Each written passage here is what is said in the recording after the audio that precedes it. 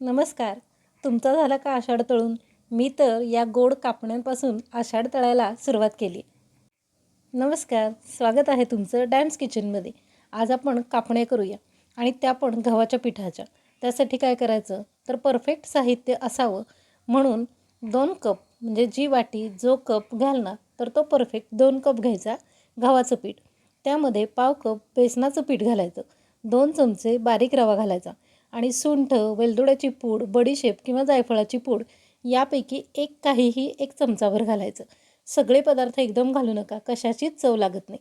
आणि चवीपुरतं मीठ घालून घ्यायचं आणि हे पीठ बाजूला ठेवायचं. त्यानंतर पाव कप तूप किंवा तेल घ्यायचं आणि तूप जर घेणार असाल ना तर हे असं घट्ट असलेलं तूप पाव कप असावं असं घ्यायचं.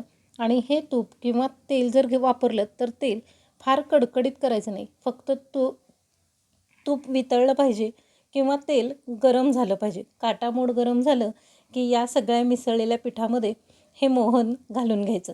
यानं काय होतं तर आपल्या कापण्या अगदी खुसखुशीत होतात आणि खूप दिवस तशाच खुसखुशीत राहतात सुद्धा, म्हणजे मऊ पडत नाहीत. आणि त्यानंतर काय करायचं तर 1.5 कप गूळ घ्यायचा. तो गूळ चिरलेला असावा आणि त्याला फक्त अर्धा कप पाणी घालायचं. म्हणजे गूळ बुडेल एवढंच पाणी घालायचं. चिमूटभर खायचा रंग घालायचा आणि हे सगळं गॅसवरती ठेवून द्यायचं. गूळ वितळला की नाही की गॅस बंद करायचा.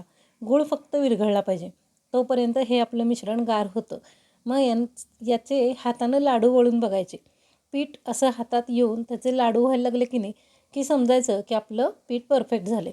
आता त्याच्यामध्ये थोडीशी म्हणजे 2 चमचे मिल्क पावडर घालायची. मिल्क पावडरमुळं बिस्किटासारखी मस्त अशी चव येते. आणि आता बघा पूर्वीच्या बायकासुद्धा किती हुशार होत्या की जेव्हा बिस्किट हा प्रकार अस्तित्वात नव्हता तेव्हा प्रवासात जाण्यासाठी खूप दिवस टिकणारा पदार्थ म्हणून कापण्यांचा वापर होत होता.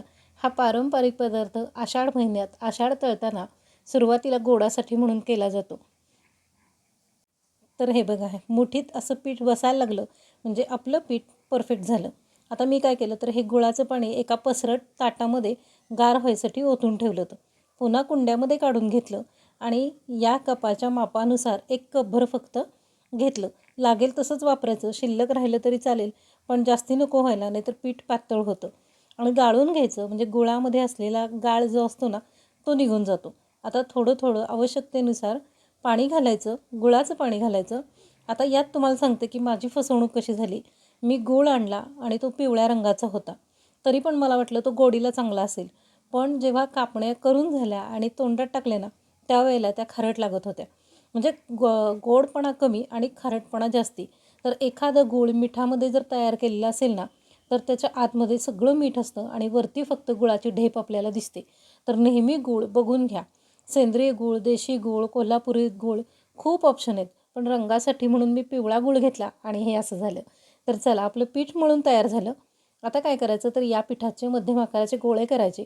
पोळपाटाला थोडंसं तेल लावायचं आणि त्याच्यावरती हे गोळे लाटून घ्यायचे. लाटताना काठात लाटायचे. थोडे जाड राहिले ना तरीही चालतात. आणि त्यानंतर थोडीशी खसखस घ्यायची. म्हणजे एका पूर्ण पोळीला 2 चमचे तरी खसखस लागते. तर ती खसखस अशी पसरवायची आणि त्यानंतर पुन्हा एकदा एक लाटणं फिरवायचं आणि नंतर आपले आकार कापायला सुरुवात करायची. चौकोनी कापा, त्रिकोणी कापा किंवा अगदी छोट्या वाटीने गोल शेप दिलात ना तरी चालेल. म्हणजे मुलांना आवडेल म्हणून शेप फक्त बदलायचा. आणि हे असे कापणीचे काप कापून झाले की तेल तापत ठेवायचं. म्हणजे काय होतं तर आपले हे कापून होईतोपर्यंत तेल चांगलं तापतं. आणि या तापलेल्या तेलामध्ये अशा या कापण्या घालायच्या. एकदा चांगलं तेल तापवून घ्यायचं आणि मध्यम आचेवरती या कापण्या तळून घ्यायच्या.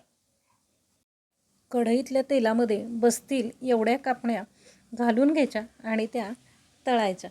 तळतानाच बघा कसा छान लाल रंग आला आहे आणि आपण जो खायचा रंग घातला ना त्यामुळं आणखीन छान रंग येतो आणि मिल्क पावडरची चव पण छान लागते.